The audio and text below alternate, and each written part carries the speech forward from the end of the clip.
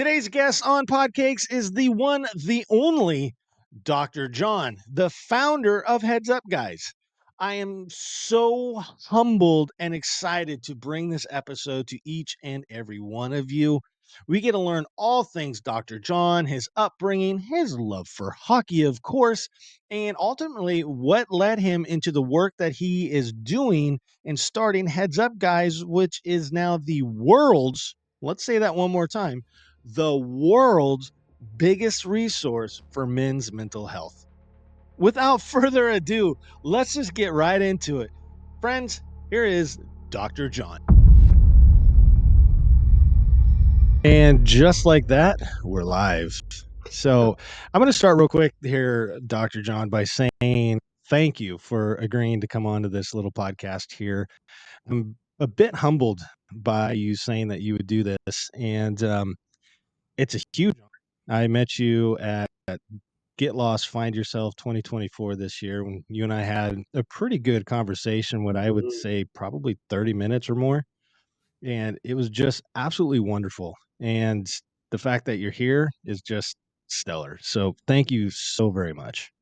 Well, I'm really grateful that you even asked me to be on your podcast. I'm happy to be here. Oh, outstanding. So why don't we just kind of take a step back? So everybody that listens, they already know what's coming up, but we like to go back in time a little bit and find out about little John, where he kind of grew up and what life was like, as the younger years for you. Well, I grew up in a number of different small towns throughout Alberta, but I spent most of my time in a small town of 2,000 people in central Alberta called Rimbey. And my wife and I are both from there. And I went to college, university in different cities in Alberta, and then eventually moved to Vancouver, where I'm still at. Wow. So, boy, there's a lot to kind of unpack right there.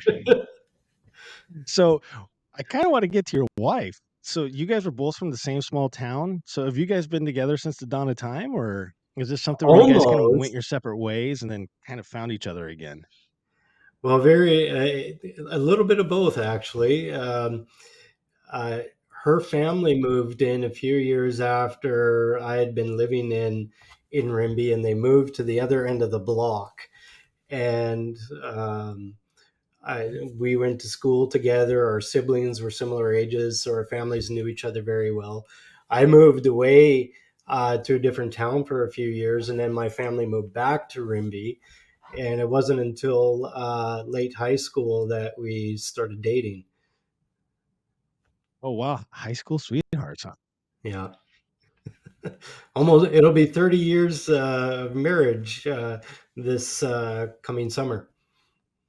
Oh, wow. Congratulations. That's a Thank you. huge milestone. Oh, yeah. I'm pretty happy she's put up with me for that long. Right? That's pretty cool, though, for real. So growing up, you're saying you're back in high school. Was there any sports or anything that you played? I love playing hockey. I've played hockey all my life. I still play. There weren't a lot of recreational opportunities in very small towns, so it was hockey for the winter season. Played a lot of golf in the summer, and just generally got in trouble in between those times. Oh, didn't we all do that though, right? In between our seasons, just cause mayhem. Yeah. That's pretty rad though. So golf, huh? That's a pretty cool sport. I hate to say it, but it's of course hockey, right? Of course. Yeah. Well, and stuff. Yeah. I started late. I was, I think, 9 years old, and that was several years after most of my friends were playing. But once I started playing, I just fell in love with it, and still love it. That's pretty cool. Fun facts is way back in high school for me, we had a mall here with an ice rink, and my mom was working there, and she got me a job as a skate guard, drove the Zamboni, did all that stuff. It was kind of cool, but there was a lot of guys that were, playing hockey. And so they talked me in to start playing, and I was terrible.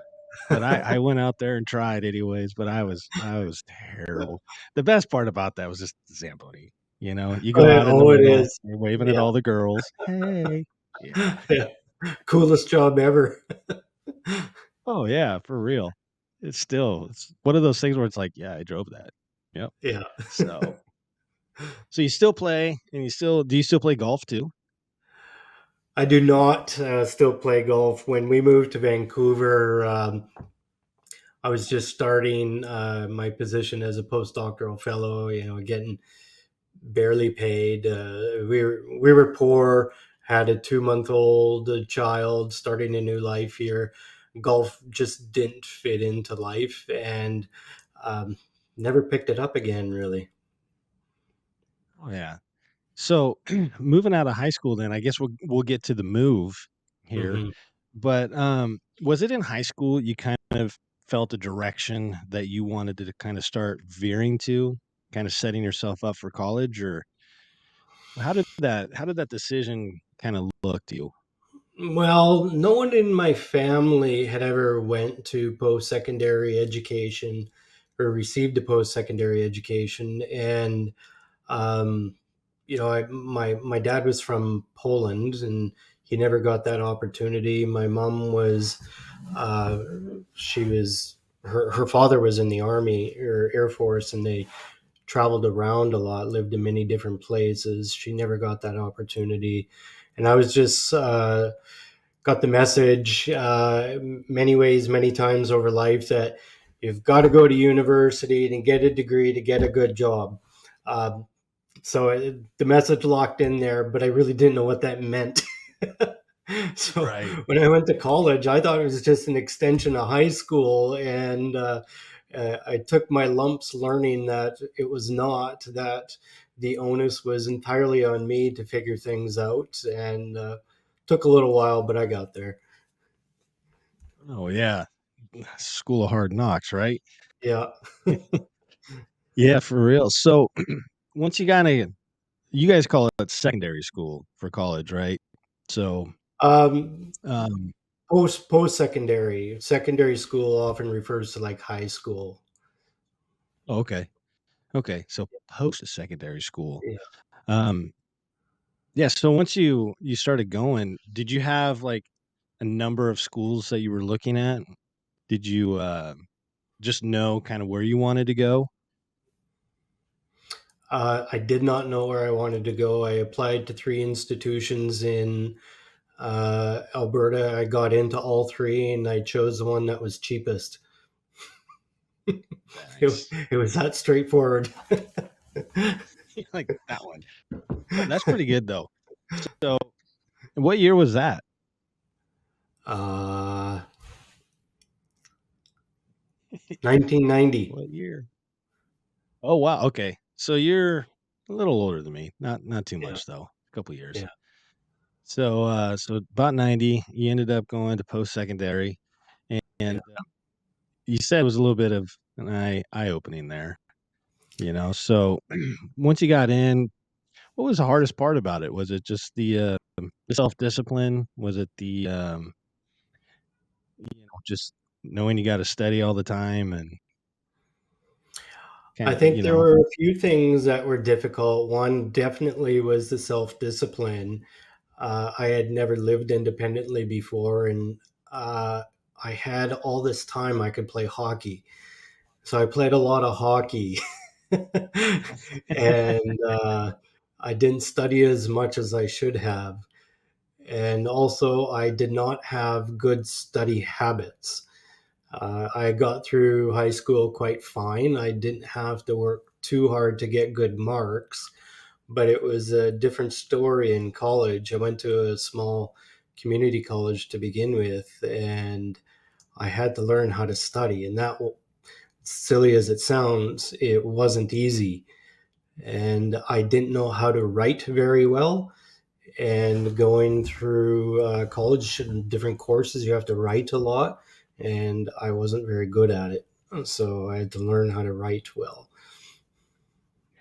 it's funny how we find ourselves in a discipline that we're not familiar with, but we teach ourselves to become well at it. I think the writing for me too, it's the writing is just it's been kind of difficult. And then I start this thing and trying to write scripts and do things, and you're like trying to be creative and that Mhm. whole what's this word mean? How can I use it correctly? You know, it's always been such a kind of a fun thing for me right now, but it's definitely been an eye opener, so you Yeah. don't sound like I done did that, which I tend to sound that way anyways. Yeah. Good writing So isn't easy.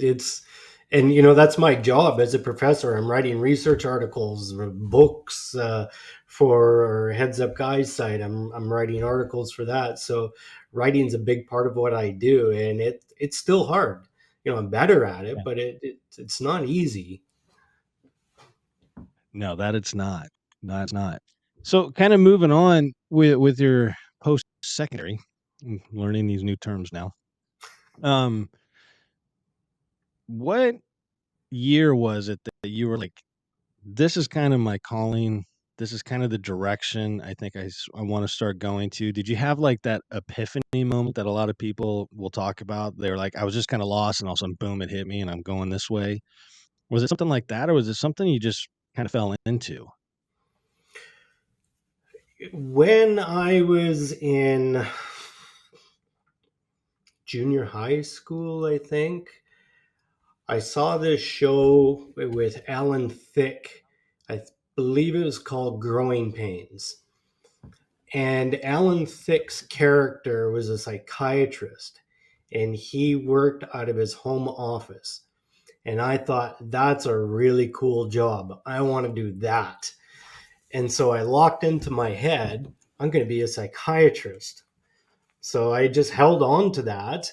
And apparently, you have to go to university to become a psychiatrist. So started at the community college, but taking courses to go in the direction that I thought I needed to. And it wasn't until near the end of my second year of college that a friend and I were talking about uh, sort of academic trajectories and what we wanted to get or where we wanted to get to. And I said, well, I want to be a psychiatrist. And he goes, well, you have to go to medical school for that. And I said, what? I got to go to medical school? And I thought, oh, well, no one ever told me that. And I still wasn't a very good student then. And then I thought, well, crap. I guess I'm not going to medical school. I already know I don't have the marks for that. So I had to pivot. So what I pivoted towards psychology, and it's like, okay, I'll do a degree in psychology. And so I shifted in that direction, and then I went to the University of Calgary. I got my psychology degree, and then it's like, okay, well, what do I do after that? Apparently, you have to get a PhD if you want to practice as a psychologist. Well, I found an interesting program at the University of Alberta. It was a PhD in medical sciences, psychiatry, a very, very unique kind of program where I could have a blend of um, sort of a graduate training around doing research in psychotherapy, but also some clinical training about providing psychotherapy. So that's what I ended up doing. And so I was literally in between. I was not a psychologist and I was not a psychiatrist, but I'm doing work relevant to both. And so, That's uh, fascinating. yeah, yeah, it Boy, was really that neat. yeah, you find yourself right in the middle. I think that is just absolutely fascinating that you found that. Yeah. So, how long did it take you to go to school to get all everything that you have, your PhD and your degree? It took me 7 years, and I was actually really fortunate to do it in that short of time. Because when I finished my undergrad, I started with a master's degree, and I really found my place, if you will. And my supervisor said, you know what, I think you're actually ready to go into the PhD program. I don't think you actually need to continue with the master's and then do it. And he goes, I think it'd be better off if you just transferred to the PhD program. So that's what I did.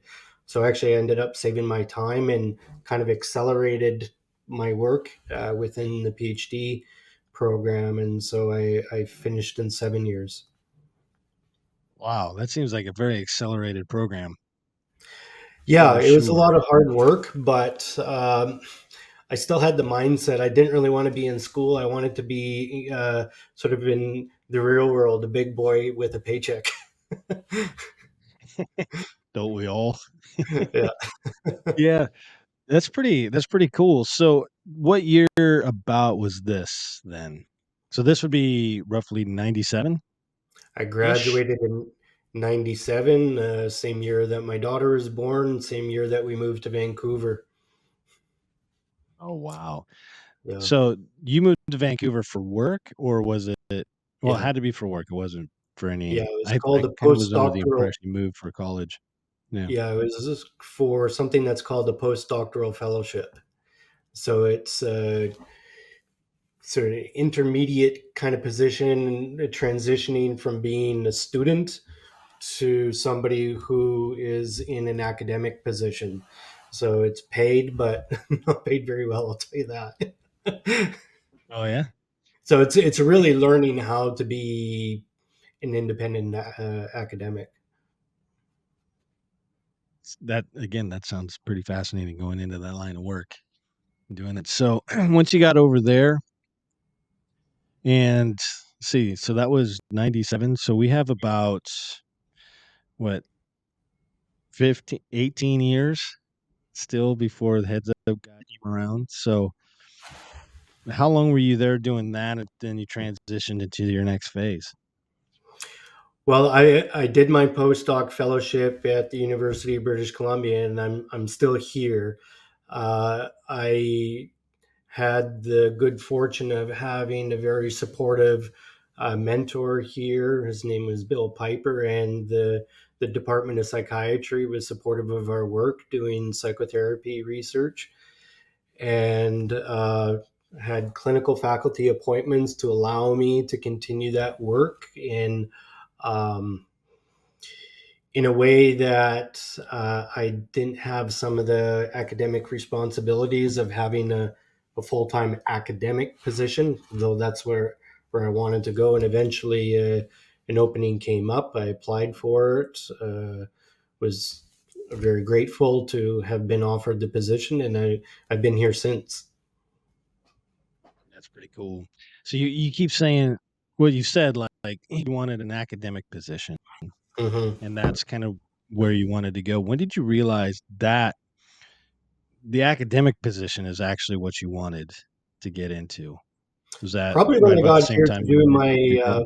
yeah, probably when I got here to do my postdoc fellowship because it was all about research, and I I think by nature a really curious person, so it allowed me to have that aspect of myself really come into the mix and be creative with doing studies and getting into data, making sense of the numbers, writing stories about it. So it kind of shaping the story around what the numbers said and trying to make it relevant and build upon it. And I really liked that. That sounds actually really cool. Yeah. The creative part too. You said the word creative a few times, and I think we all have that really creative part to us, and it comes out in so many different ways. Some of us are musicians or artists or whatever, and the fact that you're finding a creative way through, your research and your writing and stuff, I find that absolutely, again, fascinating. I guess that's my fantastic for this episode. But yeah, so through that, um, how long did you go? Well, you're still there, but when did you kind of realize that there was more to it? And more specifically, when were you starting to realize more of a specialized field, I guess, of the men's mental health? to kind of start narrowing it down. Was that right kind of from the get-go and when you were starting to do some studies about that?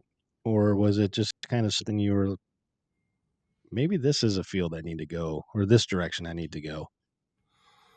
It was reasonably early in my career, and it was really it wasn't intentional. Again, it would evolve more out of curiosity.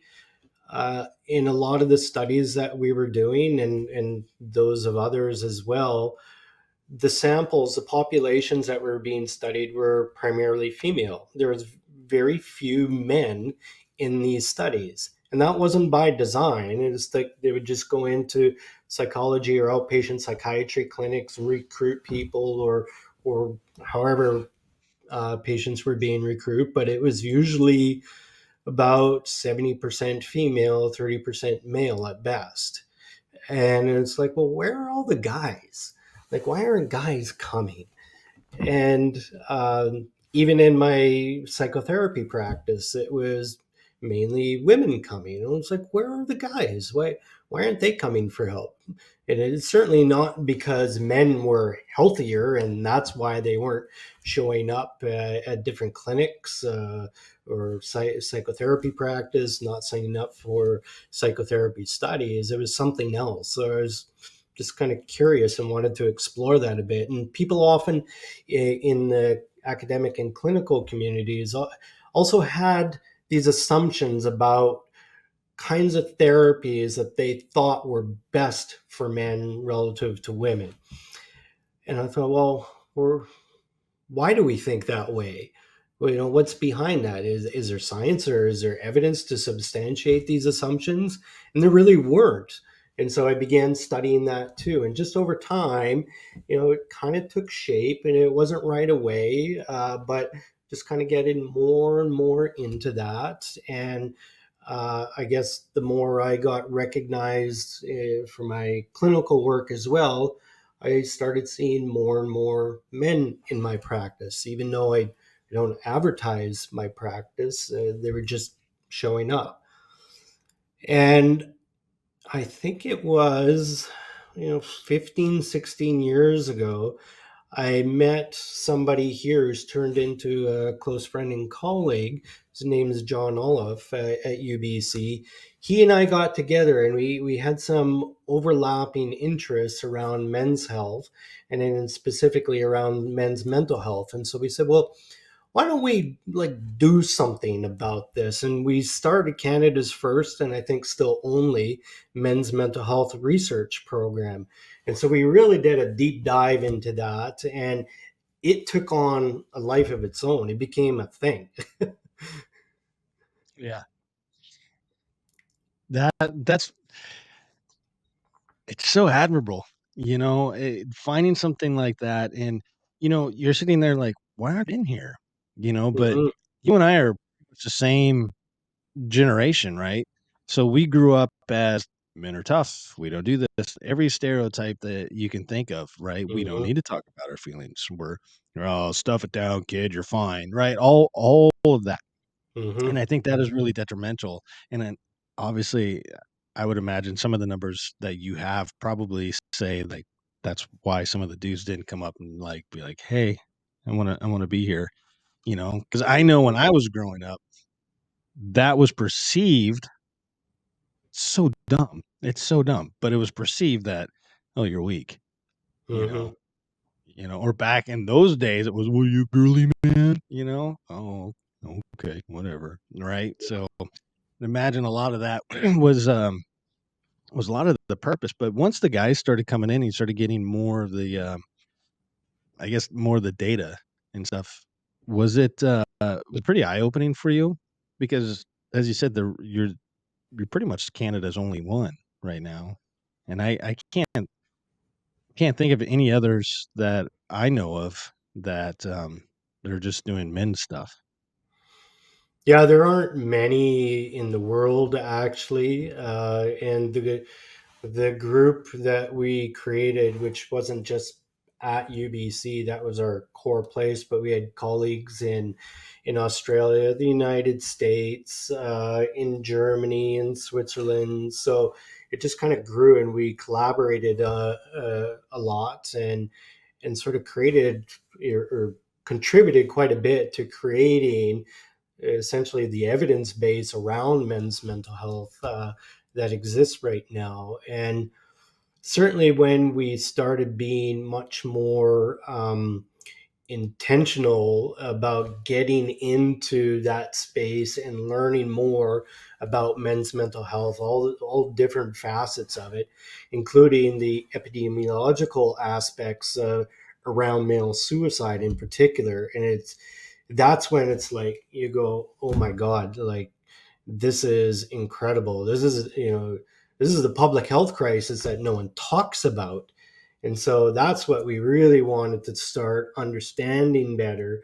And then eventually I was thinking, a lot of our work in academics is for other academics. We build upon each other's work. But it's like we got to do something that's actually now for the public. Take what we know, what we've learned, and make it applicable, make it useful to people outside of academia. Yeah, it's so awesome that you guys are doing that. And so let's see, I'm trying to keep a timeline here. Nope. So this is probably let's see, what, 2010 that this is starting to go on, 2012, somewhere in there. Yeah, yeah, you're pretty good with your timelines. I was getting lost myself, but I would say, yeah, right around that time. And it was an opportunity that presented itself for funding to try to do something different that we got. And my part of it was to develop a digital tool, if you will, a website.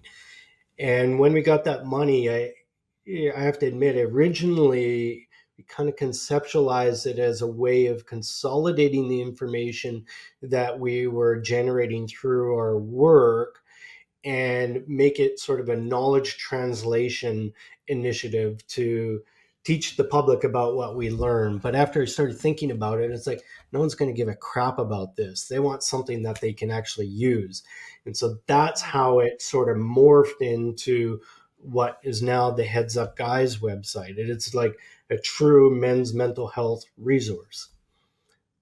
Yeah, it's a great page. I have people that reach out to me in my DMs and stuff, and I'm sure Crittermoto has kind of the same thing where somebody's kind of not having a good day or struggling, and him and I are in that advocacy space, and we just I can't speak for him, but I can speak for me that I get the occasional "Hey man, I'm struggling" kind of deal, and I'm not trained, but Yeah, I'm here for them, and I send just about everybody go here, and yeah, I give them your guys' website and just good. kind of talk through, do the self check, and go through Yeah, there. But so let's see, 90 you graduate. Now we're in about 2012. 2015 was the official launch of that's Heads when Up we Guys. launched. That's when we launched the site. It took a couple years to develop because we wanted to be really deliberate and careful about what this resource is going to look like and how people could engage with it. So we did a ton of work even before we started designing it. We were getting input from academics and clinicians, advocates, and most importantly, Wow. guys who have been through the muck. These are their input was the most important to have. If these are the guys that we want to connect with, we want to know from them what they need. Oh, absolutely. Eh, I guess kind of a burning question that I got is, where did Heads Up Guys come from? Did you guys come up with The hugs name? and they're just like, yeah, You mean the name? yeah, yeah.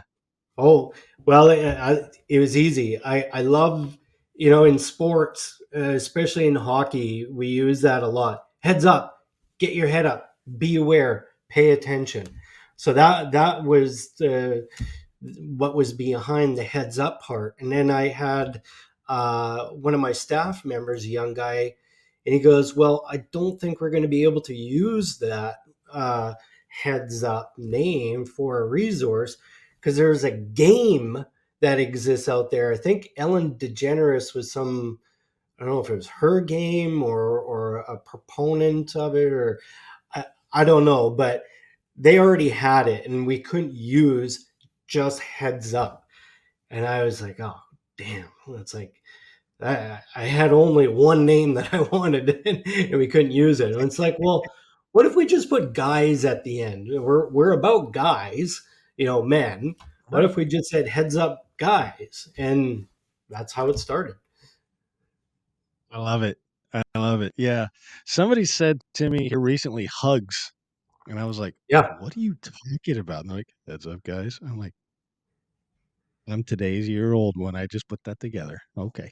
Yeah, totally unintentional. Somebody had to point it out to me. That was not by design, and I thought, oh, Awesome. that is really great. Everyone needs a hug. Absolutely. There we are, man. Yeah. So several years to get everything in. And I think it's really good because it sounds extremely intentional.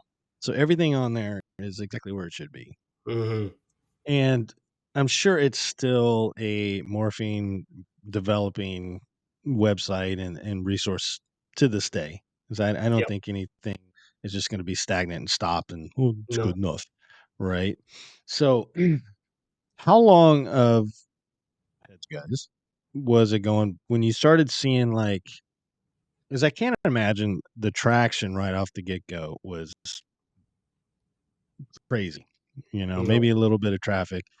But how long was it going until you guys started really seeing, oh, this is starting to become something, starting to get more people through. Our analytics are saying A, B, and C and stuff like that. It was within the year. Like when we started, it was the first time I've ever done anything like this. I'm the most technologically unsophisticated person you'll come across. So, designing and developing and looking after a website, I didn't know anything about it. Fortunately, I heard good people who did. But we didn't know what to expect. This was brand new. No one had really done anything like this, and our being in Canada, we thought, well, at best we can be a Canadian resource. Maybe if we got a few thousand people in a year coming to it, that would be a win. But we really didn't know. Uh, Very quickly, we recognized that we hit sort of the right mark, if you will. We were getting, 1,000, and then 2,000 and 3,000, and it just Wow. every month up and up and up and up. And by the end of a year, it's like, wow, this is turning into a thing as well. Like this is real. And we were getting people not just from Canada, but from all over the place. And now, nearly 10 years later, we get more than 10,000 people a week. Yeah, Oof. more than 10,000 Wow. people a week from all over the world. Now, didn't I hear you say it's the biggest one? It's the biggest man's resources in the In the world. world. In the world. Yeah, Yeah, it's that's incredible. awesome. And we had Yeah. no design or intention about that. As I said, we didn't know what to expect from this, but we just kept going with it. And it's like, oh, people are engaging, and we're getting great feedback and testimonials and support from the public. And it's like, well, let's keep going. Let's see how far we can go. And now it's nearly a decade later. I I I love this. It's such a positive thing for the world to have, such a Mm, good space like that. I know for me, like I didn't really know anything about Heads Up Guys or anything. And I think Critter found it about the time he and I really started becoming like friends, like mhm, friends. And he has a story, and he said when he came home, he found you guys, and he mhm, started talking about it. And so I naturally was like curious, I have a story too.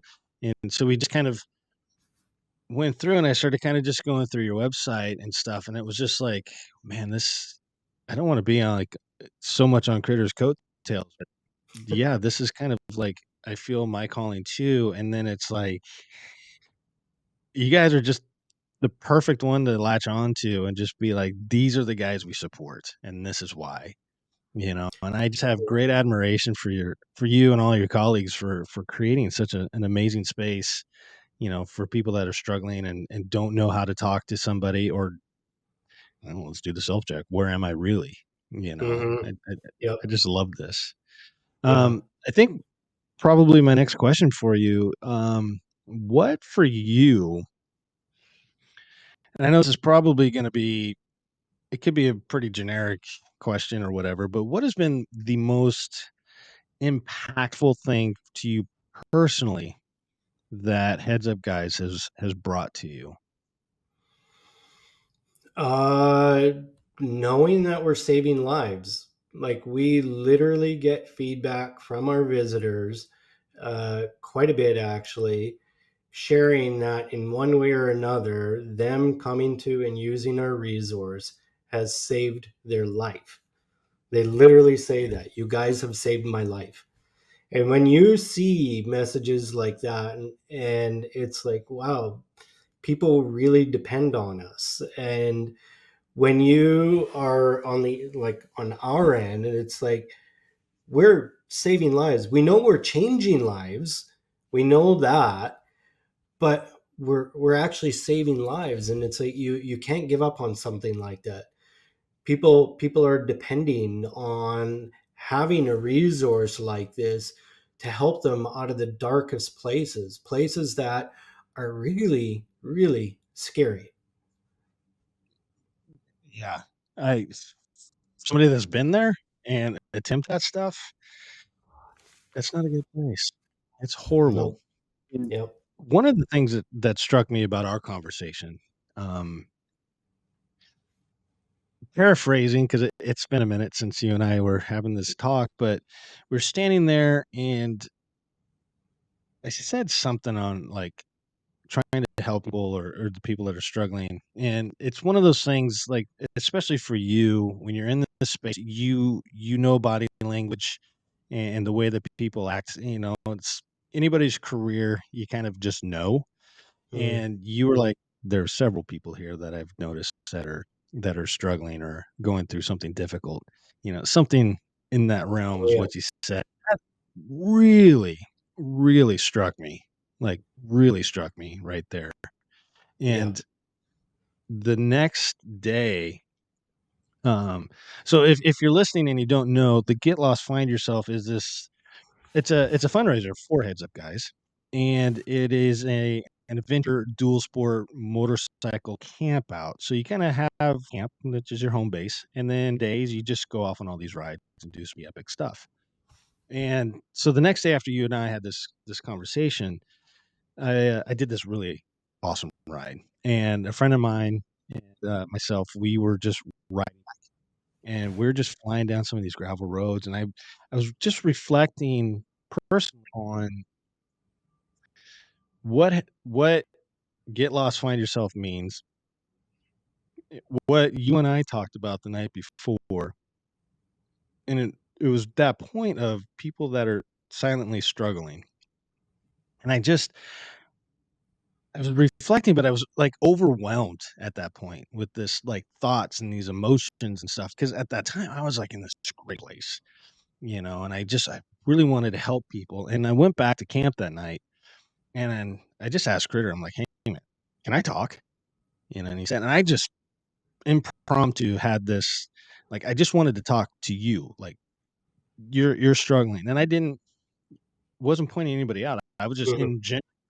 in and it was I had a lot of people come up to me after that and was just like, I needed that.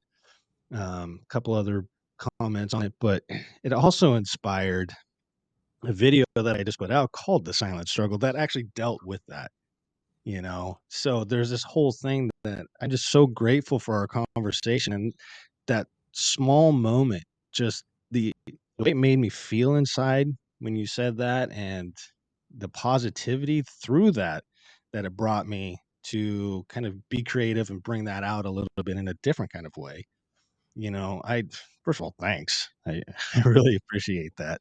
But it's just again, I just go back to the way you're so matter of fact talking about these other people there. It's just amazing, and it's just that's what you do for a living. Yeah, we all develop skills within our little niches and spidey senses, and I don't think I could articulate very well the kinds of cues. I could probably think through much of it, but you just get a feeling and you just know. And certainly, I could tell there were quite a few. But as much as what I do can be helpful, what you're doing, what Critter's doing, it's hard to overstate the importance and value, and then and really the necessity of that advocacy work to promote conversation, to signpost people to useful resources. You are literally giving permission for people to be real, authentic, to speak, share what they are often holding inside themselves for decades, really. And so you just saying, hey, I want to talk to you. I know there's many of you, us struggling. We don't have to go this alone. We don't, nor should we feel like we need to do this alone. We're literally here to support one another and to be real with each other. And that's the permission that a lot of guys need, because otherwise it feels like, I actually want to share. I don't want to hold this stuff inside, but if I do, it feels like I'm violating a masculine norm about being tough and stoic and self-reliant. And honestly, that's the stuff that kills. It's literally the stuff that kills. Oh yeah, yeah, yeah. The unwillingness to talk and having somebody just say that it's okay, Yep. right? Because I know when so Critter, he kind of really encouraged me to do my first video on my story, and I'm forever grateful for him for doing that. And he showed me what acceptance is, Mm, uh, about about that. And I think the thing that really went through my head before we got there, I didn't want people to know because I was embarrassed. I felt shame over mm, it. I felt like you said, like I'm not strong, all these things that you want people to see you as, you know, and you're kind of just going in the other direction, what like you just said, what we're supposed to be as men. yep. And I think being able to have the conversation and the permission, as you said, to say these kind of things, I wish I would have done it, 2012, 2011. I was able to do that, but I was too prideful maybe at the Mm, time to actually let that out. And that is something that I try to put out is just, no, it's fine. You're not going against any proverbial guy code. In yep. fact, you're adding some cool stuff to the guy code, if anything, that this is okay. And so that's why I again, I'm so like I just admire so much what you guys are doing here and the work and the saving lives. It's remarkable, you know, absolutely remarkable for you guys. Yeah, thanks. And I see what we do, what you guys do as uh critical collaboration. None of us can do it on our own. We all play a part in supporting each other's and other people's psychological well-being, because when you're not feeling well psychologically, it impacts every facet of your life, everything, like no other illness. And it's hard for people to really understand that unless they've experienced it. And when you're experiencing it, it can often feel completely overwhelming. And so just knowing that, a, you can share it with others, that you're not the only one like this. There's people who understand. There's people that are out there that can help. That's very relieving. It doesn't mean that you lost control, that you're broken or weak.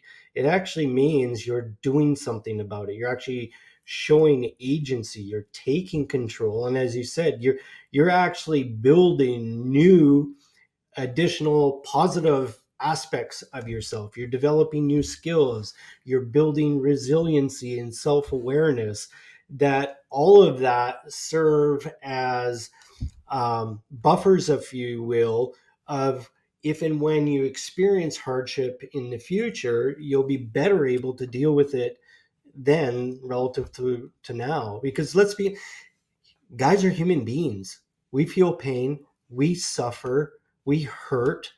None of us are impervious to that.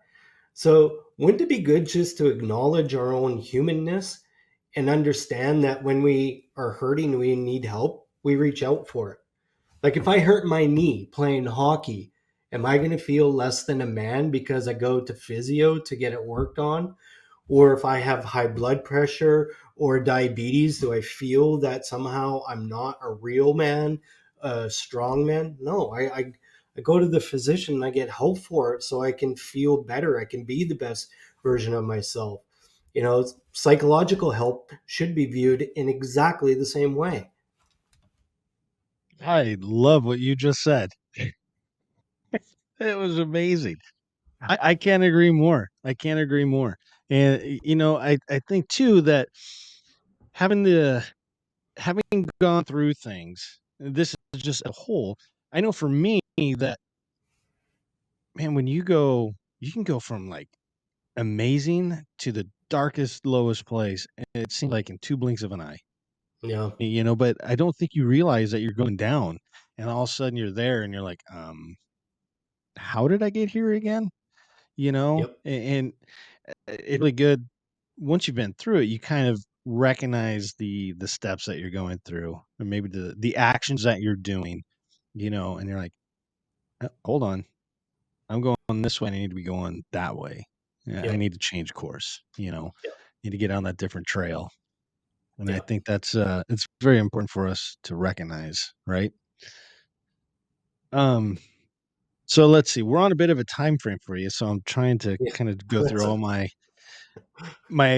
my inner notes here in my brain. But as we're recording this, it is December 12th, 2024, right? Hmm. So we've kind of got the double whammy, right? So here in Oregon, it's dark, it's rainy, it's that whole gloomy thing, and I think a lot of Vancouver and Vancouver Island, I think is kind of the same, right? So the rainy season generally starts about September and ends about June, you know. Um so we have that aspect, right? So there's a lot of people that have seasonal depression, and I think that triggers a lot of emotions. And then also we're double stacked because it's the holiday season, right? Yep. So now we have, you know, people worrying about their finances and, oh my gosh, how am I going to get gifts for this? And, oh, my kids are home, but I know they're going to leave again. Or, there's so many different scenarios that Hmm. can kind of trigger, especially the men, right? On, I got to provide and I'm not doing well right now financially. So things start going south. What is maybe something that you would suggest, or maybe some advice for some people, just to be like, hey, it's this time of year, but try doing A, B, and C. Maybe start in your trajectory a little bit back in a more positive place. Yeah. Well, as you mentioned, there's a lot of aspects that can contribute to us not feeling our best at this time of season, or of the year. And the lack of light and crummy weather is a big one. And what we can often conceptualize as seasonal affective disorder often relates to us being more retreated in our lives during the season because of the lack of light and the poor weather. If you think about, oh, when the weather is great and it's sunny, what are we doing? We're outside a lot. Being in nature alone is great for us, but we're often engaging with other people, and that's so critical to our mental health. This time of year, we kind of, it's dark. That just kind of makes us feel tired. People aren't out aside as much. We're not engaging with others. We get home from work, we eat, we sit in front of the TV, watch episode or after episode of different things on Netflix or something. We're not engaging with other people. So it's like, oh, I need to try to be outside, even if it's crappy out. It's just dress for the weather as much as is realistic, and try to go and do something. Try to engage with people in a social way, to be with others. And it's just because the weather's bad doesn't mean you can't. There may not be sort of the um, accidental interactions that happen when people are outside doing stuff and encountering each other in a happenstance kind of way.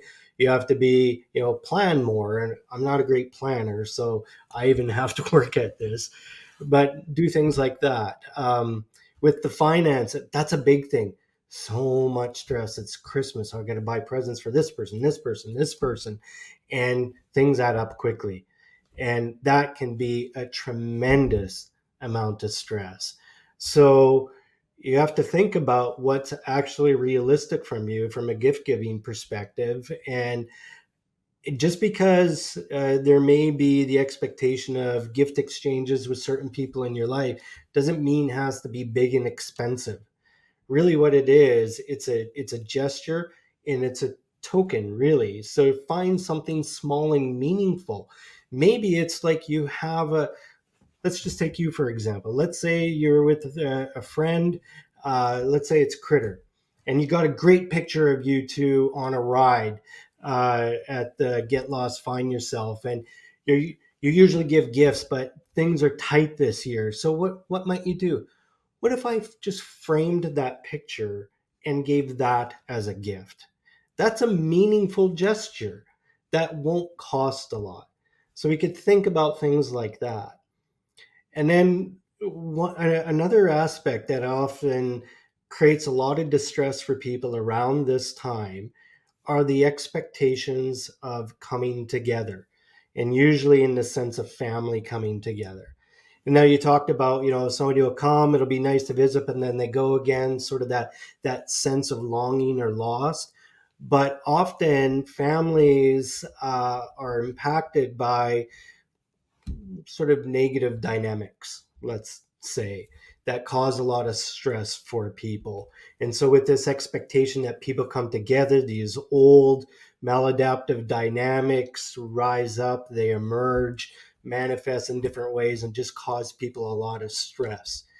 So if this is happening to you, you have to think carefully about really what kind of boundaries you want to create and what kind of situations you actually want to find yourself in. So maybe if there's an expectation that you meet up with this person over Christmas, but it's like you can't really stand being around them, maybe you think twice about what you're actually doing.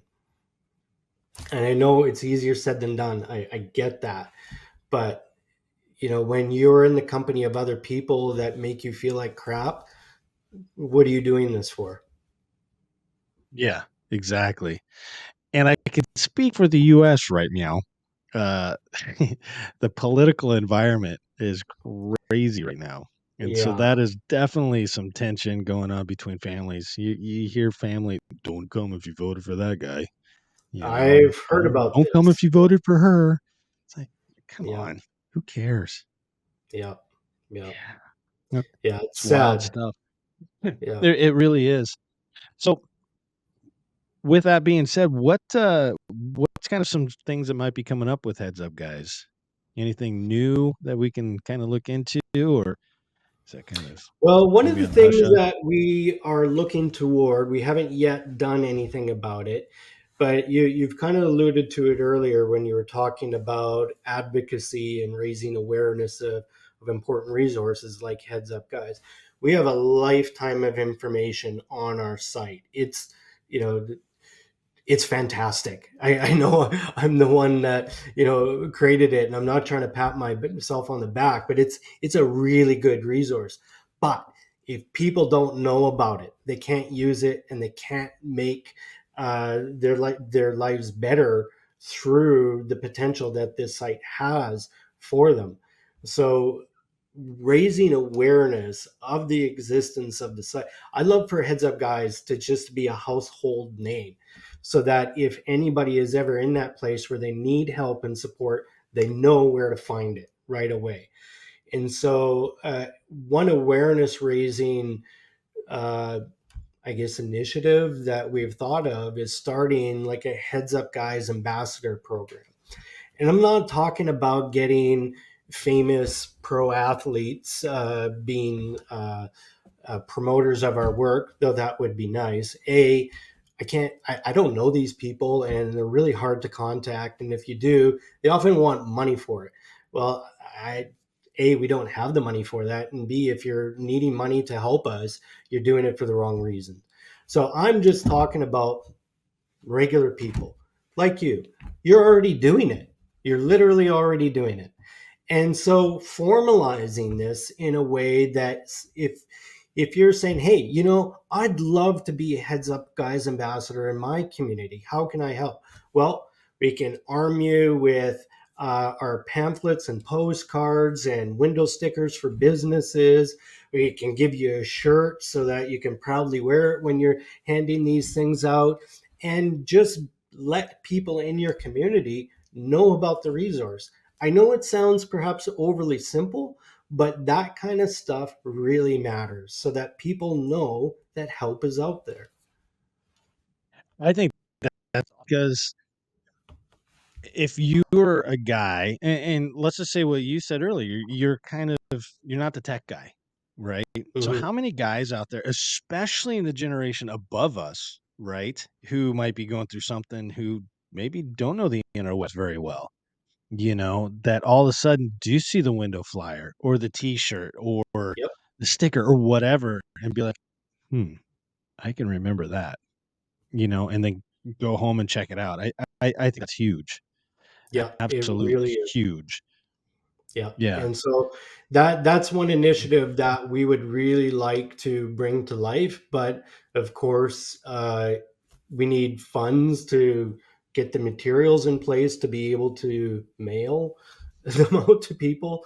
Again, it's a very simple thing, but there is a cost associated with it. And because we operate only by way of donations from the public, we kind of need like a sponsor, or at least a collection of different donors to help us, saying, hey, we want to help you with that.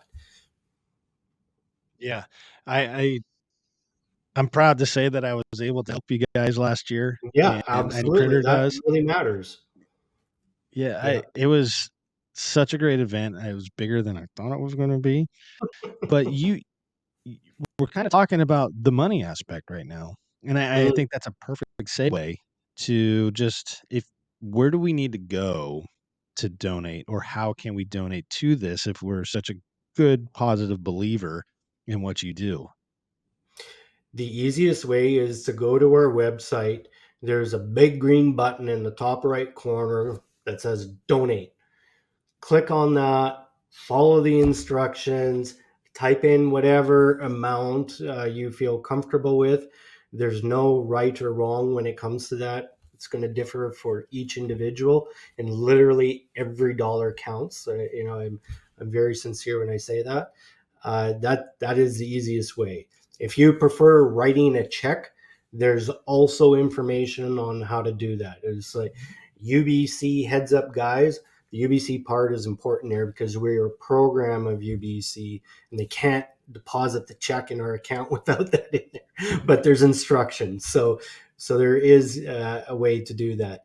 And even though many of your listeners may be in the United States, uh, a tax receipt can be issued. It's up to you whether or not for tax purposes, you can use that receipt to reduce your taxes, but a tax receipt can be generated for you if you wish.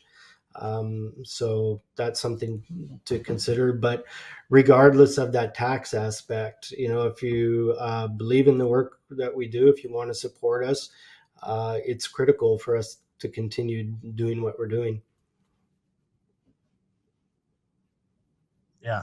I think we had a little pause in the interwebs here, but I think giving donations is something that's amazing. And I know that the Get Lost event is probably a pretty good one. I'm going to do the second annual this year down here, so there should be a little bit more coming to you guys. Oh, And fantastic. yeah, as far as ambassadorship, I'm all in, man. If you want to send That's me some cool. stuff, I'm all in. I I I'll do that. I, Yeah. I Well, can't I can't yeah. tell you how much I believe in this. Yeah. Well, I really appreciate that. And people often say, how can I help? We've just talked about how you can help. That being an ambassador, sharing our resource with others is the key thing, because you don't know who you may be helping when you do that, but you can trust that you are helping people 100%. And yeah, the donations are great. If you want to put on a cool fundraiser like you've done, that's great too. And in a way, that's a dual purpose kind of way. And in the one aspect, there's the fundraising, which is fantastic, but then it's also an awareness raising platform as well. Um, when was it? It was October. There was a really interesting fundraising event. It was a whiskey tasting event that was put on for us, and it brought in 300 people. So there was 300 Wow. people that got to learn about Heads Up Guys while also raising money. And it's like, so that was just a really creative way to try to, do two things. That's awesome. And Yeah. whiskey's rad. We're almost out of time. I Sure. did overstep, not overstep, but I did pass over something that I wanted to bring Hmm. up. So really quick.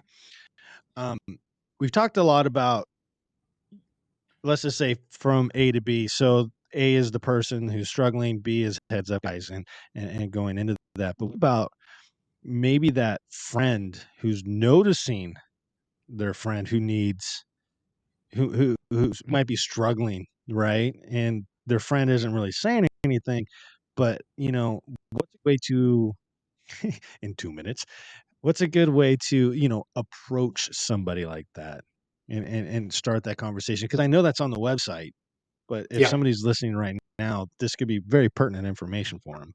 Yeah. Well, as you said, there is information on the website about this very thing. But the easiest way, if you're noticing something, there probably is something going on. So you can approach your friends, even with a simple thing like, "Hey, Bob, you don't seem your normal self lately. What's up?" And you just kind of create an opening right there. And Bob may not take you up on that right then, but he knows that the opening's being created and you can follow up. But it's really just giving him the space to share what he wants to share, because really the number one thing is to start the conversation. And by saying, "Hey, I notice you're not your normal self lately," he knows that you know.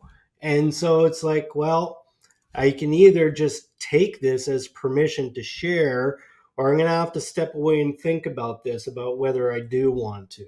But it really can be simple like that. Or if there's something very specific about his behavior that you want to say, "Hey, you haven't you haven't come out to Wing Wednesdays lately, and you never miss these. What's up? Anything I can help with?" Yeah, Just like that. very, very easy. And I think the way that you just said, like, you're opening the door for the Yep. conversation, whether it's now or it's later, or he, it makes him realize and goes and gets the help. Yep. I think that's great. And Yep. I think that's a good place because we just hit the 1 hour mark. And Perfect. John, thank you so very much for coming on. This has been an absolute pleasure to not only have you on, but get to know you a little bit more as a person, get to know a little bit more about Heads Up Guys. It's just an absolute fantastic and fascinating project that you've turned and that's just beautiful. And so you're just helping humanity, and it's just very admirable. And I just want to say thank you for all of that. Well, thank you for having me on your show. It was really an honor for me to come on and have a conversation with you, and thank you as well. As I said, we all try to do our parts. I'm trying to do my little part, as you are trying to do yours, and I think together that's really what matters, is that we all are trying to steer the ship in the same way. And I love the aspect of teamwork and collaboration, because it really does take a community. And so I think, in a way, that's what we're trying to create. 100%. Couldn't have said it better. All right, my friends. Again, thank you. And until the next time, everybody, eat more pancakes.